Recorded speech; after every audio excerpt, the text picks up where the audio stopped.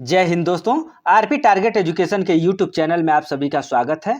आज हम लोग देखेंगे सी टेट के इन्वायरमेंटल साइंस। दोस्तों, सी टेट के अंतर्गत जो पर्यावरण आपका एक भाग होता है, तो पर्यावरण के अंतर्गत आपको 30 क्वेश्चन दिए जाते हैं।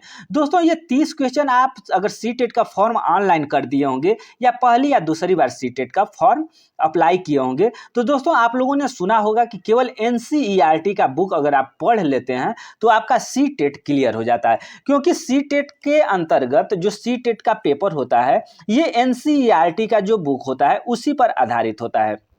तो दोस्तों आज हम लोग देखेंगे पर्यावरण।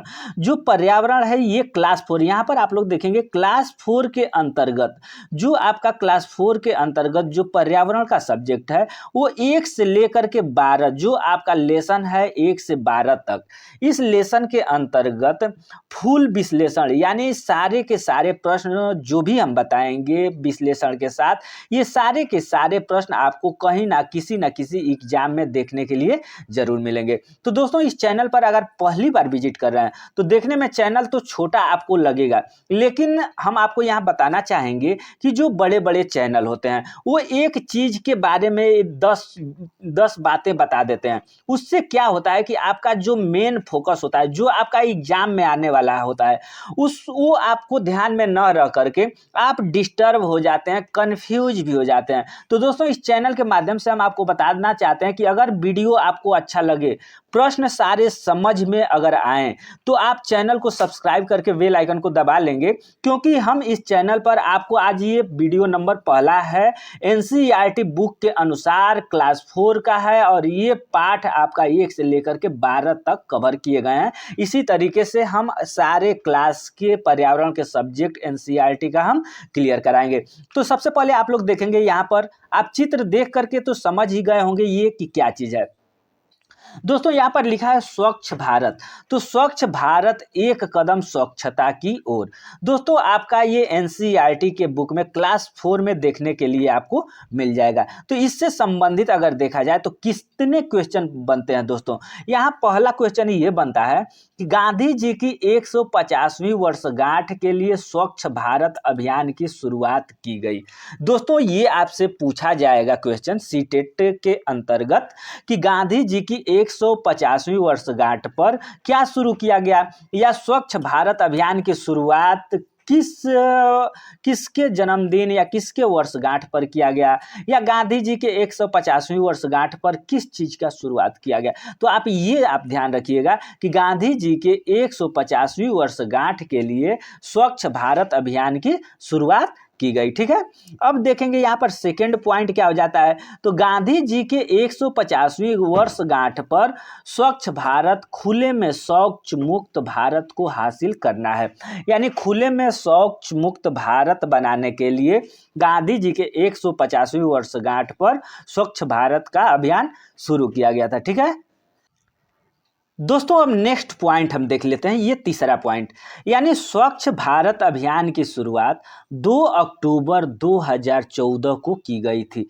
दोस्तों यहाँ पर हम लोग 3 क्वेश्चन इस प्रश्न के माध्यम से, स्वच्छता की ओर जो आपका लेसन है इसके माध्यम से हम लोगों ने 3-4 क्वेश्चन क्लियर किया गया। सबसे महत्वपूर्ण क्वेश्चन यहाँ पर हम लोग देखेंगे कि ये आपका जो है, जो स्वच्छ भारत अभियान की शुरुआत कब की गई थी। तो दोस्तों 2 अक्टूबर 2014 को शुरू की गई थी। अब नेक्स्ट क्वेश्चन देख ले रहे हैं दोस्तों, ये भी एनसीईआरटी बुक के अंतर्गत ही है। इसको आप देख करके चित्र पहचान रहे हैं क्या चीज है, क्या चीज है, आप लोग पहचान रहे होंगे। देखिए इससे आपका नेक्स्ट चैप्टर आ जाता है। तो इस प्रश्न के अंतर्गत यहाँ पर क्या पूछा गया है कि सूर्य की किरणों वर्षा की बूंदों से अपवर्त, परावर्तित तथा विक्षेपण होने से इंद्रधनुष बनते हैं। ठीक है, यहाँ पर इंद्रधनुष क्यों बनते हैं दोस्तों।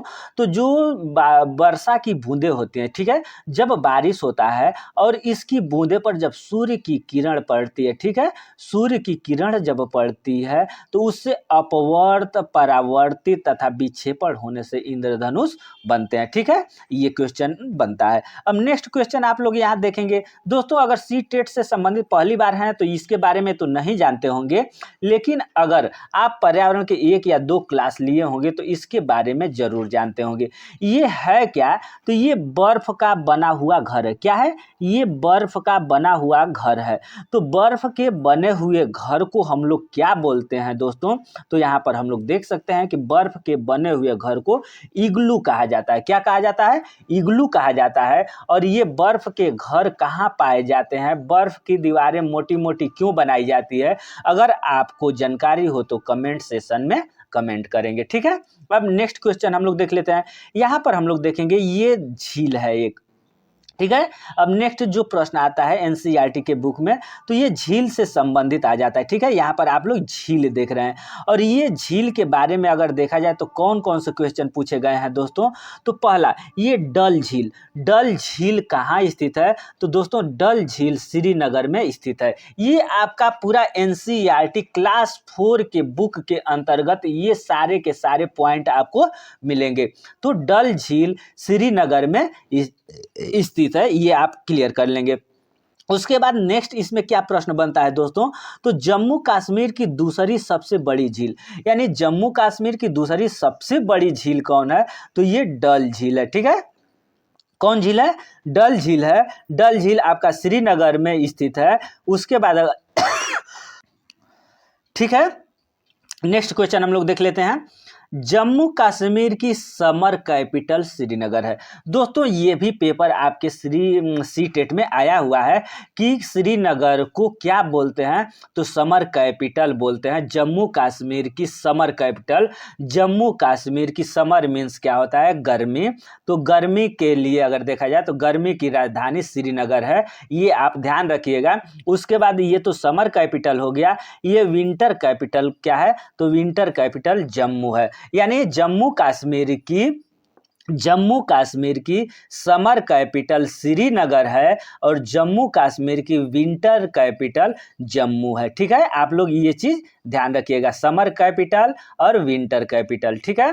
गर्मी श्रीनगर में और विंटर यानी ठंडा जम्मू कश्मीर में, ठीक है। आप इससे याद रखिएगा, गर्मी श्रीनगर में और ठंडा जम्मू कश्मीर में। जम्मू कश्मीर में हम लोग जब जाते हैं, जब हम लोग चढ़ते हैं, या जैसे मान लीजिए माता वैष्णो देवी के दरबार में आप लोग गए होंगे तो देखे होंगे, रात में आप गर्मी के मौसम में भी जाएंगे तो वहाँ ठंडी लगती है। तो आप लोग ये याद रखिएगा कि जो जम्मू कश्मीर है ये ठंडी जगह है। ये जम्मू कश्मीर की विंटर कैपिटल है और जम्मू कश्मीर की समर कैपिटल श्रीनगर है, ठीक है। अब देखिए एक नेक्स्ट दूसरा क्वेश्चन आ गया। जैसे घर में गड्ढा खोदकर पानी एकत्र करने को टांका कहते हैं, ठीक है। इस तरीके से आपको क्वेश्चन पूछ देगा कि घर में गड्ढा खोदकर पानी एकत्र करने की प्रक्रिया को क्या बोलते हैं? तो घर में गड्ढा खोदकर पानी एकत्र करने को हम लोग क्या बोलते हैं? टांका, ठीक है। क्या बोलते हैं? टांका। ये आप लोग याद रखिएगा। अब नेक्स्ट प्रश्न हम लोग देख लेते हैं। ये सारे के सारे आपके एनसीईआरटी के बुक से ही उठाए गए हैं। ये देखेंगे यहाँ पर नाव है, ठीक है। तो लकड़ी के बने छोटी नाव को केरल में बल्लम कहते हैं, ठीक है। लकड़ी के बने छोटी नाव को केरल में बल्लम कहते हैं, ठीक है। बलम, ठीक है, बलम कहते हैं, ठीक है। लकड़ी के बने छोटी नाव को केरल में बलम कहते हैं, ठीक है। नेक्स्ट क्वेश्चन अब हम लोग देख लेते हैं दोस्तों। नेक्स्ट क्वेश्चन क्या है? तो यहाँ पर आप देख रहे होंगे कुछ जानवर दिखाई दे रहे हैं, ठीक है। आपको हम दिखाने का प्रयास करेंगे। यहाँ आप देख सकते हैं कि कुछ ये जानवर दिखाई दे रहे हैं, ठीक है। तो यहाँ आप लोग देखेंगे कि इसमें जितने भी जानवर आप देख रहे हैं सबके कान ऊपर से दिखाई दे रहे हैं, ठीक है। ये सबके कान ऊपर से दिखाई दे रहे हैं। तो दोस्तों हमारे कहने का मतलब ये है कि एनसीईआरटी के बुक में ये दिया है कि जिन जानवरों के, ठीक है, जिन जानवरों के बाहर से कान दिखाई देते हैं और उनके शरीर पर छोटे छोटे या बड़े बड़े बाल होते हैं, ये जानवर अंडा देते हैं या बच्चा देते हैं। तो इसके बारे में आपका क्या राय है? तो दोस्तों इसके बारे में ये राय है कि जिन जानवर के कान दिखाई देते हैं ये बच्चे देते हैं, ठीक है। यानी आप खुद देखिएगा कि जिनके जो भी जानवर हैं जिनके ऊपर से कान दिखाई देंगे और छोटे शरीर पर छोटे छोटे बाल होंगे, ये क्या देते हैं? तो बच्चे देते हैं।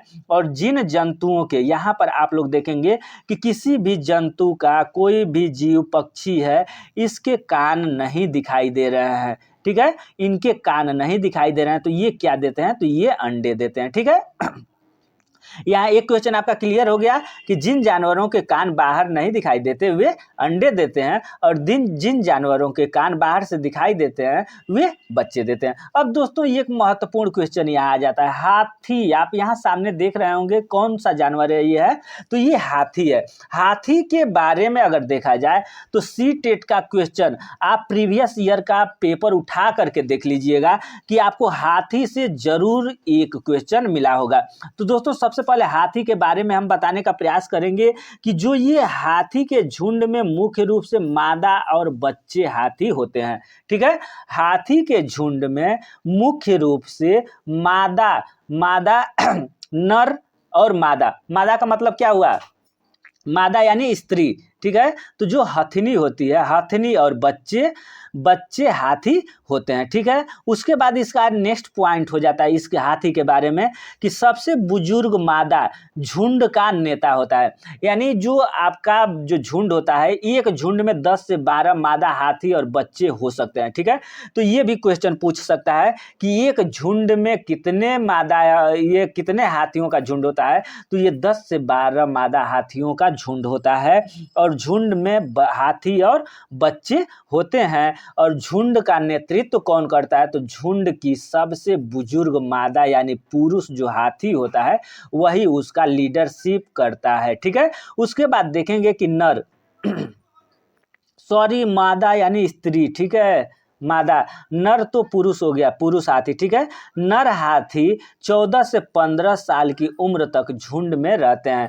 तो जो नर हाथी होते हैं दोस्तों, ये केवल 14 से 15 साल तक उम्र तक झुंड में रहते हैं, उसके बाद ये नर हाथी अलग हो जाते हैं। इसीलिए यहाँ बताया गया है कि एक झुंड में 10 से 12 मादा यानी स्त्री हाथी रहती है। ठीक है,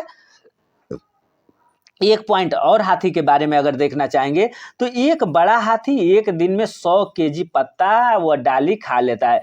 एक बड़ा हाथी एक दिन में 100 किलो पत्ता व डाली खा लेता है। ठीक है, उसके बाद 3 माह के हाथी का वजन 200 किलोग्राम होता है। ये सारे के सारे जो आपके पॉइंट हैं ये हाथी के बारे में हैं। ठीक है दोस्तों, एक बार और हम आप लोगों को बताएंगे, हाथी है, पांडा है, उसके और बहुत सारे ऐसे जानवर हैं जिसके बारे में आपको जानना जरूरी है, और विश्लेषण तो हम लोग इस एक नेक्स्ट वीडियो केवल जब देखेंगे तो केवल इसी के बारे में, इग्लू क्या होता है, इग्लू घर क्या होता है, यानी घरों के जो प्रकार हैं उसके बारे में हम लोग देखेंगे, जानवर के जो प्रकार हैं इसके बारे में हम लोग नेक्स्ट वीडियो एक बार देख लेंगे। दोस्तों यहाँ पर आप लोग देख रहे होंगे कि एक भैंस है।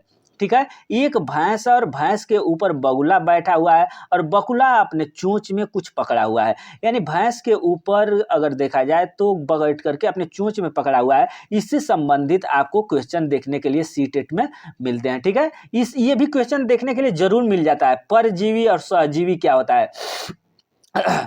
वह जीव जो दूसरे जीवों को मारे बिना उनसे पोषण प्राप्त करते हैं परजीवी कहलाते हैं। जैसे भैंस के ऊपर बगुला का बैठना, चाहे जू किलनी आदि। ठीक है, जू किलनी आदि ये क्या करता है सब कि भैंस के ऊपर जब बैठा रहता है तो भैंस को बिना मारे हुए, यानी भैंस को मारता नहीं है, लेकिन जू किलनी है, भैंस से अपना पोषक तत्व लेता है, तो उन्हें परजीवी कहते हैं। अब सहजीवी क्या कहते हैं? तो यह दो प्राणियों में पारस्परिक लाभजनक आंतरिक साझेदारी होती है। यह सौभाग्यतः दो पौधों, जंतुओं तथा दो पौधों और जंतुओं में पारस्परिक संबंध से हो सकती है। इसके अलावा अगर देखा जाए दोस्तों जब दो पौधों अथवा जीवधारी साथ साथ रहते हैं तथा एक दूसरे को लाभ पहुंचाते हैं तो उन्हें सहजीवी तथा इस प्रकार के संबंध को सहजीवन कहते हैं। जैसे भैंस के ऊपर बगुले का बैठना, भैंस के ऊपर अगर बगुला बैठा है तो भैंस को बिना नुकसान पहुंचाए ही उसे क्या करता है कि उसमें जो भी जू किलनी होते हैं उसको खाता है। ठीक है, तो भैंस को बिना नुकसान पहुंचाए उसे लाभ पहुंचाता है, इसलिए उसे सहजीवी कहते हैं। ठीक है, अब देखिए खेजड़ी का वृक्ष। दोस्तों थोड़ा सा मेरा तबीयत कुछ खराब चल रहा है जिसके कारण आवाज़ कुछ दिक्कत हो रही है, इस पर आप थोड़ा ध्यान दीजिएगा। और देखिए यहाँ पर जो मोस्ट इम्पॉर्टेंट क्वेश्चन, आप खेजड़ी वृक्ष से संबंधित आप एक क्वेश्चन आपको सीटेट में जरूर देखने के लिए मिल जाएगा। तो खेजड़ी वृक्ष होता क्या है, इसके बारे में अगर देखा जाए तो यह वृक्ष जो खेजड़ी का वृक्ष है दोस्तों, तो यह वृक्ष यह एक प्रकार का पेड़ है जो रेगिस्तान के इलाकों में पाया जाता है। इसे अधिक पानी की आवश्यकता नहीं होती है। दोस्तों जो ये खेजड़ी का वृक्ष होता है वो रेगिस्तान में पाया जाता है और इसे पानी की आवश्यकता नहीं होती है। इसके छाल में कीड़े नहीं लगते। दोस्तों ये अगर देखा जाए ना, तो इससे संबंधित अगर पूछा जाएगा आपसे क्वेश्चन कि कौन ऐसा वृक्ष है जिसके छाल दवा के काम आता है, तो वही खेजड़ी का वृक्ष। आप लोग ध्यान दीजिएगा। और खेजड़ी का वृक्ष कहाँ पाया जाता है, तो खेजड़ी का वृक्ष राजस्थान में पाया जाता है।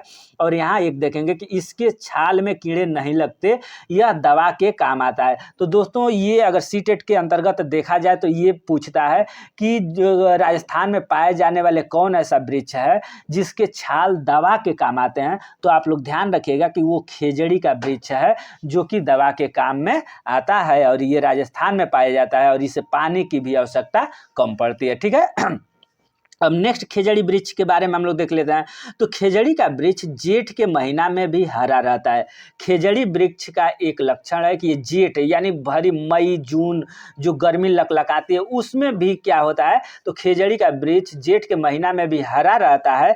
ऐसी गर्मी में जब रेगिस्तान में जानवरों के लिए धूप से बचने का कोई सहारा नहीं होता है, तब यह पेड़ छाया देता है। यानी जो खेजड़ी का वृक्ष है इससे भी संबंधित पूछ सकता है कि राजस्थान में कौन ऐसा वृक्ष है जिसके छांव के नीचे लोग बैठ करके खेलते हैं या आराम महसूस करते हैं, तो आप खेजड़ी का वृक्ष ध्यान दीजिएगा। क्योंकि ये पेपर में आया हुआ है, मैं पेपर दिया हूँ और ये क्लियर, ये सारे के सारे प्रश्न मैंने देखा है।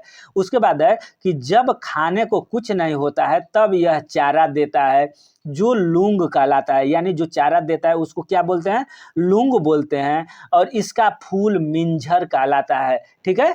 जो खेजड़ी का वृक्ष है उसका फूल क्या कहलाता है, तो मिंझर कहलाता है। तो दोस्तों ये वीडियो आपको कैसा लगा? वीडियो अगर आपको अच्छा लगा हो तो वीडियो को लाइक करें, शेयर करें तथा चैनल पर अगर पहली बार विजिट कर रहे हैं तो चैनल को सब्सक्राइब जरूर कर लें, क्योंकि इस चैनल पर एनसीईआरटी का जो बुक है वही कंप्लीट कराया जाएगा। धन्यवाद।